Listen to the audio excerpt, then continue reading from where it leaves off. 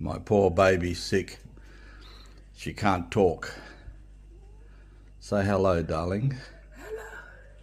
I don't have a voice. See, these are the times I annoy her. She can't yell at me. It's called payback. I have to do this to clear my nose, and hopefully my throat as well. It's just boiled water with eucalyptus oil. The Filipino way. I feel useless when she's sick. I hate her being sick. I don't mind being sick, but I can't stand her being sick. But she battles on anyway. Always does. But the house is very quiet.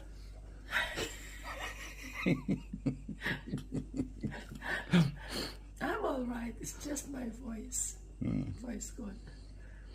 Yeah, my body is good. My appetite is good. It's just my throat. My voice is gone. My last good voice was at church yesterday. With her singing. Singing while at church. After that, it gradually went away. This morning, it's just gone. It's gone. Anyway, people, you have a wonderful day. I hope you're all healthy. And I'll sit here and watch my beautiful wife suffer. That's probably not the right wording, but it is what it is. Have a great day. Bye. Hello guys. Boses ko. No. Natapos ko lang mag-steam. Ang tawag doon. Steam inhale. Yan. Paaraw naman tayo. It's a beautiful morning. Magandang sikat ng araw. Mga alas 8 pa lang ng umaga. Ang aking mga alaga gustong ano? Ang tawag dyan? Mapansin. Yan, gusto nilang ginaganyan sila. Lalo ito, si Nugget. Yan, gusto niya yan, ganyan. Rusty! Rusty! Here he goes. Ayan, dalawang yan. Makulit. Yes, good boy. No, don't kiss me. Ayan na! Ayan na, kumalong na. Shh! Oh, wait. What? Oh. What? What? Ano? Yes. Oh, wait. No more. No more! Oh, itong isa. Talagang sumakay na. Ay, nako. Yan, malambing ang mga aso namin. Si Rusty lang medyo, tahimik. Si Rusty ay makulit. Pero malambing din. Gusto nila ng affection. They love affection so much. Yan. Okay lang to ngayon kasi maliligo naman ako after this. Normally, hindi talaga ako nagkakalong ng mga aso kasi yung balahibo kumakapit sa damit. Yan. Eto si Nugget, yung balahibo niya, hindi nalalagas. Si Rusty, ang lakas maglagas ng buhok. Kaya ayoko si Rusty na kinakalong. Ayan o, maraming buhok sa hindi makita sa camera.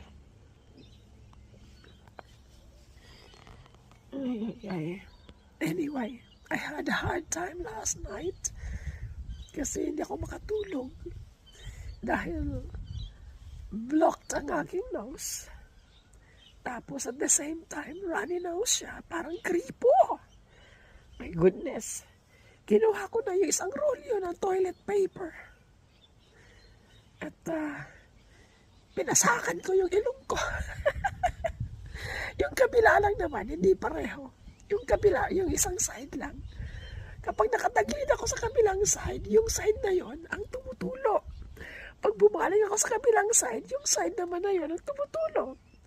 Kaya, ay naku, hindi ako makatulog ng maayos.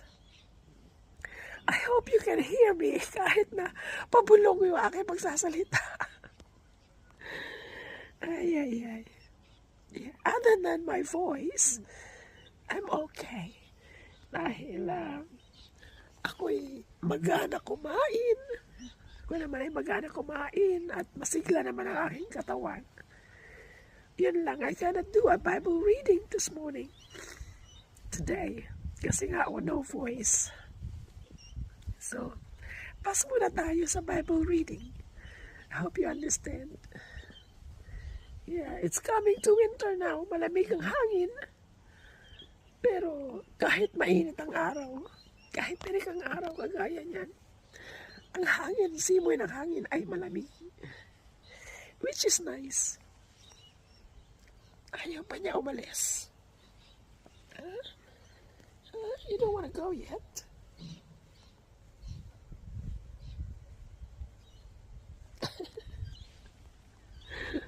Kung hindi ako tatayo, hindi ito alis. Ay. So there you go, guys. I hope you have a nice day. And God bless you all. Bye. Hello, guys. Well, ito na. Second day ng aking sore throat. Medyo you can hear me now. Kaya lang, meron na akong parang lagnat sa loob. Wala temperature, okay lang. Pero parang yung lagnat sa loob, mainit sa loob. Tapos, yung masakit yung mga kasukasuan.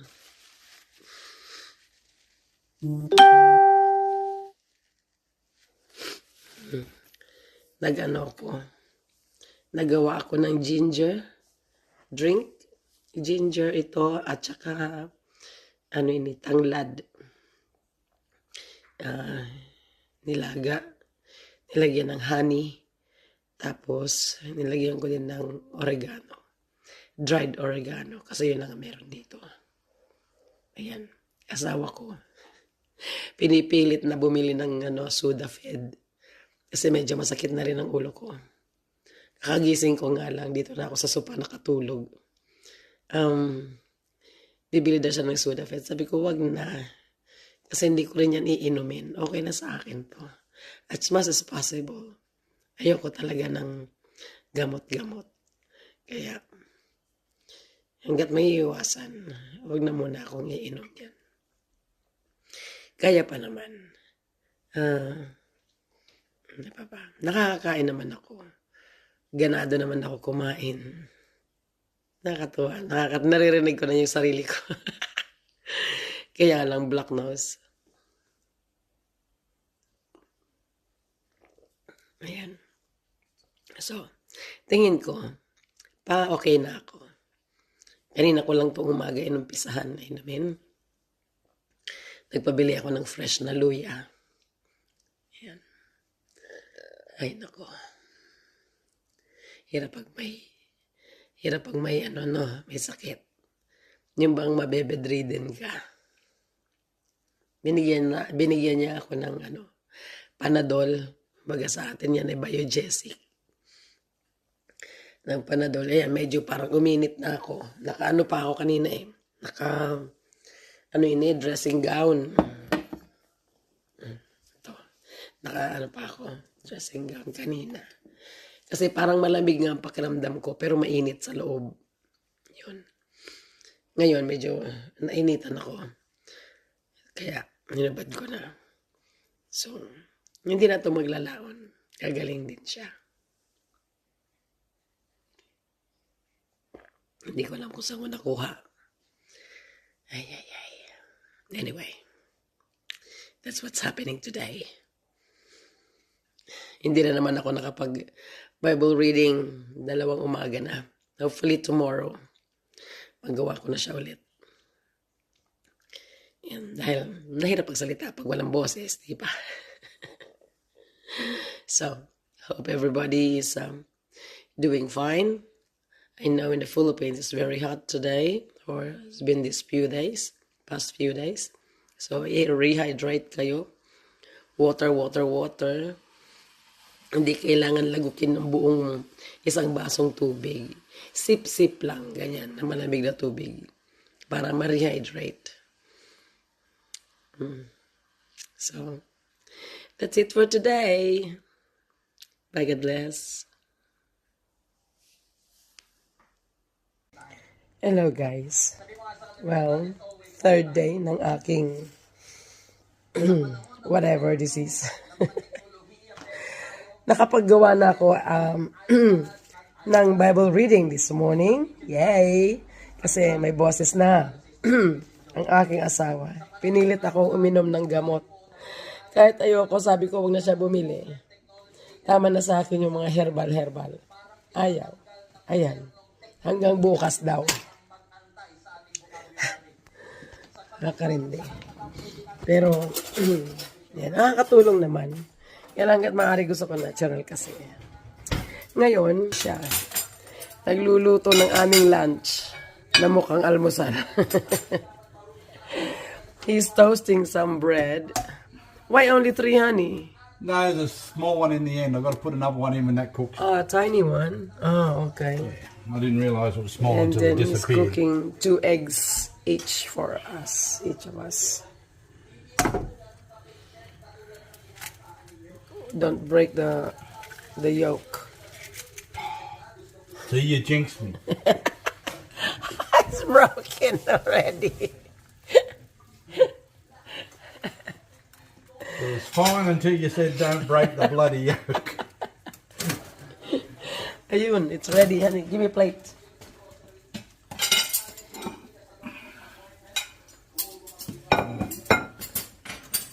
Do you want to put one more in there? Or is that big enough? That's enough.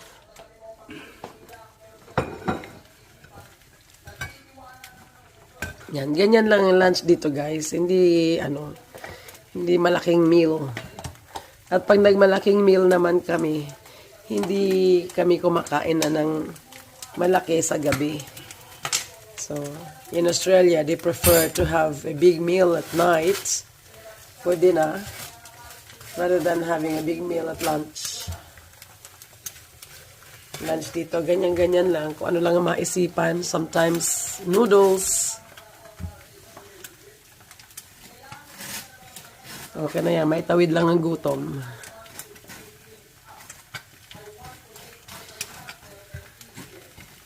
Naririnig nyo yung aking background. Aking background music. Ayan, nanonood ako. Nanonood or nakikinig. Ganyan ako. It's either nanonood ako niyan or or nakikinig ako ng Christian music. Yun. So, we will have our lunch. Ayan na siya. Ganyan lang. Biniyak ko lang yung egg yolk niya. Yan. Tapos, siya na yan. Yan na yun. Simple lang. Tapos, tubig. So, we'll have our lunch and I'll see you next time. God bless.